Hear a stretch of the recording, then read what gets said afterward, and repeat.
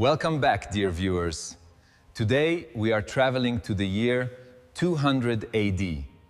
Close your eyes for a moment, and when you open them again, we will be standing in the middle of Londinium. It is a September morning in the year 200 AD, and Londinium is waking up as one of the most important cities at the northern edge of the Roman Empire. An estimated 30,000 people live here, in a city that did not exist around 150 years ago. No village, no tribal center, no predecessor. The Romans came in 43 AD, found a crossing over the Thames, and built a city out of nothing. Today, Londinium is the capital of the province of Britannia Superior, one of the two provinces into which Emperor Septimius Severus began to divide the hard-to-control Britain a few years earlier. At the northern edge of the city, workers have been hammering for months on a project that will last for centuries: the city wall. More than 85,000 tons of Kentish ragstone will be built into it, brought in on around 1,750 boatloads upriver on the Thames. With AI-supported reconstruction based on archaeological excavations in the City of London and the Bloomberg wax tablets, as well as skeleton analyses from Roman burial sites and modern historical studies on the capital of Britain. We are reconstructing a typical autumn day in a city that is at the same time an administrative centre, a trading hub, and a melting pot of the empire. Our route leads through 7 stations, from the Thames harbour in the morning mist to the night, when oil lamps burn in taverns and the unfinished city wall stands in the moonlight. We are standing here on the north bank of the Thames, where the city begins. Massive oak beams form the quayside, kilometres of wooden structures that archaeologists will find centuries later, perfectly preserved in the mud. The Thames is still navigable by seagoing ships at this point, and at the same time narrow enough for a bridge. This is no coincidence. This is the reason why Londinium stands exactly here. The tide determines the harbour. Ships must come in with the flood. At low tide, boats lie in the mud, and cargo is carried off on foot. Since hours before daybreak, freshly arrived ships have been anchoring. Heavy amphorae with wine and olive oil from Hispania and Gaul, Samian pottery from Gaul, spices from the Orient. Silver from the Mendip Hills of Britain lies in sealed crates next to tin vessels from Cornwall, both on their way back to the south of the empire. The opposite direction is just as telling. Britannia exports grain in quantities that also supply the northern Gallic garrisons. Wool in rough bales, British hunting dogs, sought after throughout the empire for their endurance, bears for amphitheatres in Rome, oysters that make it as far as Pompeii, as archaeological findings show, and slaves. Harbour workers, Sakari, carry sacks on their shoulders, bent over, in silence. They are the lowest free working class, and next to them are slaves without the status of free men. At the customs house, an official records every item on a wax tablet. Similar tablets, the Bloomberg wax tablets, were excavated in London between 2010 and 2013 and show debt relations, contracts, and trade agreements of everyday life. The oldest datable tablet is from January 8, 57 AD, and is thus the earliest written document from Britain. The languages on the key change with every second conversation. Latin for administration and trade, British Celtic among local workers, Greek among merchants from the eastern Mediterranean, Germanic dialects from mercenaries from the Rhineland. While ship ropes creak and the morning mist lies over the river, our path leads us into the administrative heart of the city. In the centre of Londinium stands the largest building north of the Alps. The basilica, over 150 metres long, with 3 aisles and marble cladding, is the administrative and legal centre of the province. Not a church building. The word basilica here refers to a multi-purpose hall that is court, exchange, and meeting place at the same time. The adjacent forum is a rectangular marketplace, surrounded by colonnades. Merchants offer goods, scribes draw up documents, notaries certify contracts. The entire administrative machinery of a province that reaches up to Hadrian's Wall runs through this building. The governor, Legatus Augusti pro praetore, is a senator from Rome, transferred to Londinium for his term of office. He decides on death sentences, leads military operations, and negotiates with British tribal leaders. His office is in the Basilica. The procurator, a financial official with his own seat of office, manages the imperial revenues in parallel: mines, estates, customs duties. The Ordo Decurionum, the city council made up of wealthy citizens, is meeting today. The members are partly Romans, partly Romanized Britons who have acquired citizenship over generations. They finance public buildings out of their own pockets: baths, temples, fountains. In return, they receive honorary inscriptions on stones that will last for centuries. On the wall hang inscriptions that honor the imperial family. Septimius Severus, of North African Punic origin from Leptis Magna, has been emperor since 193. His wife Julia Domna from Syria is considered one of the most educated women in the empire. Their sons, Caracalla and Gaeta, will divide the rule bloodily between them in a few years. But that is still in the future. While scribes engrave wax tablets and merchants seal contracts, our path leads us into the streets where most people actually live. We leave the Forum and head west into the residential quarters. The streets are paved, in the better quarters, and end in unpaved mud at the edge of the city. Houses stand close together. Wealthy citizens live in a domus, a townhouse with an inner courtyard, mosaic floors, wall paintings in the Pompeian style, and hypocaust heating. Warm air circulates under the raised floor and through clay pipes in the walls. This technology, taken for granted in Rome, is a luxury symbol here at the northern edge of the empire.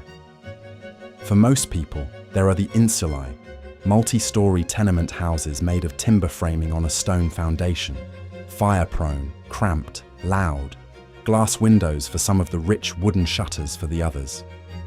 Water comes from public fountains or wooden pipes that supply the best urban areas. Some houses have private pipes made of lead. Dangerous, but no one knows that. The population is the most astonishing thing. Genetic studies and isotope analyses of skeletons from Roman London graves show a considerable part of the population comes from outside Britain. People from North Africa, from the Near East, from the Danube region. Veterans from Syrian auxiliary troops who stayed in Londinium after their service. Merchants from Antioch. Craftsmen from Lyon. Slaves are everywhere, in every wealthy household, in workshops, in administrative offices. Prisoners of war, debt slaves, those born into slavery. No area of city life without unfree labor. Children of wealthier families go to the Ludus, a private primary school. Reading, writing, and arithmetic in Latin. Simple children learn the trade of their parents, in the shop, in the workshop. While the alleys fill with the life of the day, a continuous noise dominates from the north of the city. We follow the noise north to one of the largest construction sites in all of Britain. The London City Wall is being built right now, one of the largest construction projects that Britannia has ever seen. The hammering and sawing of the building site mixes with the city noise. The numbers are precise and archaeologically documented. About 3 kilometers long, about 6 meters high, made of Kentish ragstone from the Medway River. For the material alone, an estimated 1,750 boatloads are needed, upriver on the Thames, then by ox cart to the construction site. 6 gates will be built into the wall: Aldgate, Bishopsgate, Aldersgate, Newgate, Ludgate, and the access at Cripplegate Fort, names that will still designate districts of London 1,000 years later. Soldiers from the provincial garrison work as supervisors, partly as construction workers themselves. Next to them are day labourers, craftsmen, slaves. An ancient construction site without safety regulations, with cranes made of wood, ropes made of hemp, and scaffolding kept stable by pure experience. Outside the emerging wall lie the cemeteries. Roman law forbids burials inside the city. Gravestones along the Watling Street and Ermine Street, which cross in Londinium, bear inscriptions in Latin, sometimes Greek, sometimes both. Names from all over the world, men from Syria, women from Gaul, children born in Britain. The wall that is being built today will stand for over 1,500 years. Today's City of London follows almost exactly the layout of this Roman fortification. Religion is everywhere in Londinium, visible and invisible. In the city, the following exist at the same time. Classical Roman temples for Jupiter, Juno, and Minerva on and near the Forum.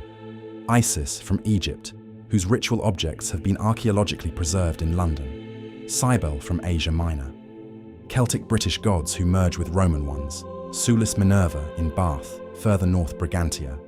The imperial cult as a state duty for all free citizens. Mithras, the Eastern mystery god from the Persian cultural region, is gaining followers throughout the empire, mostly among soldiers and merchants, that is, among men in professions with mobility and risk. The cult has 7 initiation levels, secret rituals, and a strict hierarchical system. In Britain too, there are already Mithraea, for example at Hadrian's Wall near Carroburg. The famous London Mithraeum at the Walbrook, however, will only be built around 40 years later, around 240 AD. A Jewish community probably exists. Merchants from the East bring their religion with them. Around 200, there are hardly any Christians in Britannia, a tiny, officially persecuted minority, still far from the power they will have in 100 years. In almost every household, there is a lararium, a household altar for the protective gods of the family. Religion is not a Sunday duty, but a daily practice in the kitchen, bedroom, and shop. The amphitheatre of Londinium has stood since around 70 AD. Originally built as a wooden structure, it was expanded in stone in the early 2nd century, possibly in connection with Emperor Hadrian's visit around 122. The remains lie today under Guildhall Yard, the square in front of the medieval town hall of the City of London. It held around 6,000 to 7,000 spectators, a considerable part of the entire city population. Today, an animal hunt is scheduled. British bears, known and sought after in the empire as particularly large and aggressive, are hunted against dogs. The audience is mixed. Administrative officials, merchants, craftsmen, slaves in the cheapest seats. Gladiator fights on other days. Murmillo against Retiarius, Thraex against Secutor, specialized fighters with their own fan base, whose names appear in graffiti like football stars do today. From there to the baths at Huggin Hill, archaeologically documented with a view of the Thames. The bathing pattern is the same as in Rome. Changing room, cold bath, lukewarm room, hot bath, sweat bath. Entrance is cheap or free, donated by the rich as a political gesture. Business is concluded in the baths. Politics is discussed. The rich Syrian woman from the north of the city meets the wife of a British councillor in the tepidarium and negotiates business terms. The bath is the most democratic place in the city. Bodies are naked, rank is invisible. Along the streets, tabernae line up. Bakers, butchers, shoemakers, cloth merchants. A baker sells bread for 1 aes, the smallest coin. A fortune teller sits on the street corner and reads the future from the flight of birds. A juggler performs tricks. The city gates close at nightfall. Whoever is outside stays outside. Inside the emerging wall, and already today inside the old city boundary, the evening life begins. The corpone, taverns, fill up. Wine from Gaul and Hispania comes to the tables in jugs. Next to it, local barley beer, cerveza, which Romans from the south drank with a wrinkled nose, but still ordered, because wine was expensive. Garum, the imported fish sauce from Hispania, seasons everything. A gambler throws dice on a wooden table. Dice games are officially forbidden and played everywhere. Little artificial light. Oil lamps made of terracotta and bronze. Wax candles for the wealthier. occasional torches on main streets. The city quickly sinks into darkness. Fire is the greatest danger in a city with wooden insulae, oil lamps, and open fires. London has already burned, in 60 AD under Boudicca, and a few times after that. In a townhouse near the Forum, a rich merchant lies on a cline and eats the cena, dinner in a reclining position, with guests. The menu shows how far Londinium is integrated into the global economy. Olive oil from Hispania, wine from Gaul, oysters from the Thames estuary, pepper from India, bronze bowls from the Rhineland. Above everything lies the Thames in autumn mist. Roman galleys are anchored at the quay. And at the northern edge of the city stands, half-finished, the city wall. Massive stones in the moonlight, the largest construction project that this city has ever seen. Rumours from the north say that the Pictish tribes beyond Hadrian's Wall are becoming active. In 8 years, Emperor Septimius Severus will personally come to Britain, with 2 legions. He will expand York as a military base, and will die there in 211. But that is still in the future. Tonight, Londinium is a functioning, growing, contradictory city at the end of the known world. That was Londinium around 200 AD, a young city at the edge of the empire. How did you like it? Many thanks for watching. Feel free to leave a like and subscribe to the channel for more time travels.